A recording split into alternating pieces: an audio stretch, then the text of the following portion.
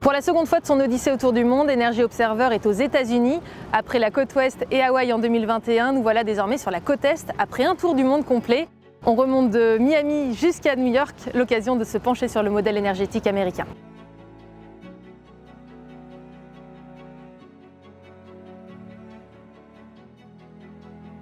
Les États-Unis, pays d'Amérique du Nord qu'on ne présente plus, superpuissance à la fois économique, financière, militaire, spatiale, culturelle, république fédérale de 50 États qui couvre un territoire total de plus de 9 millions de kilomètres carrés, ce qui en fait le troisième plus grand pays du monde après la Russie et le Canada.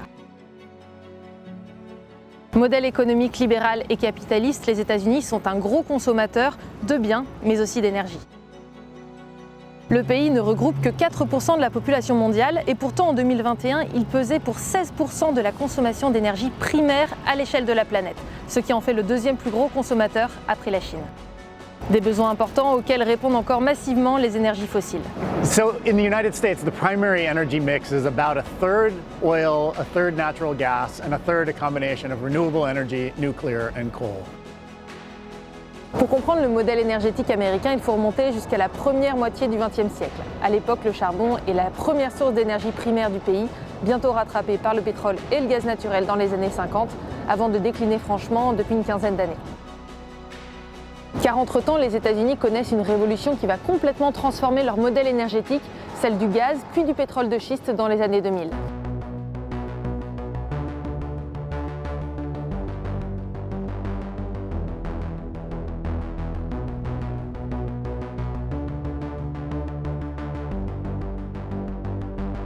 Les États-Unis deviennent le premier producteur de pétrole au monde et un fournisseur essentiel de gaz naturel, notamment pour l'Europe, au point de concurrencer la Russie et le Qatar. Dépendant de ses importations depuis 1953, le pays inverse la tendance et redevient exportateur net d'énergie grâce à ce boom des hydrocarbures non conventionnels.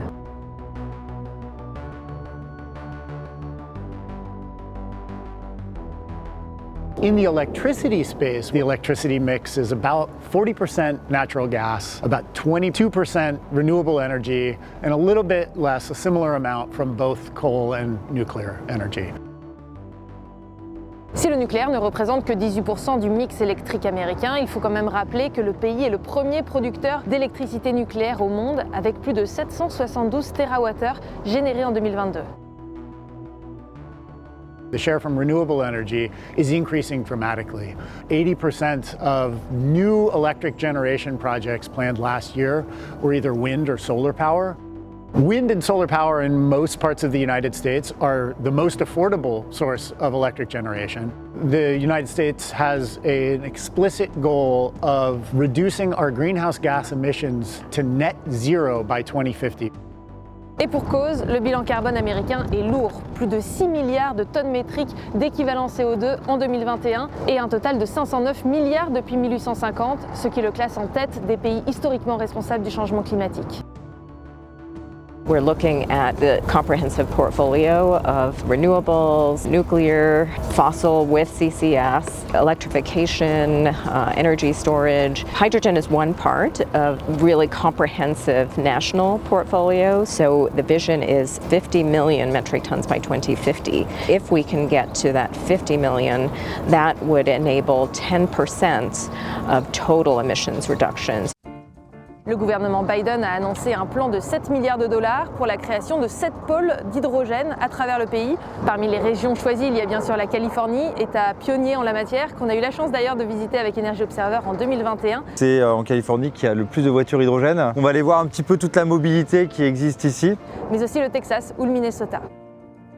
Des projets ambitieux, certes, mais qui pourraient être remis en question par les élections présidentielles en novembre prochain. De quoi changer la donne ici aux États-Unis, mais aussi sur la scène énergétique mondiale.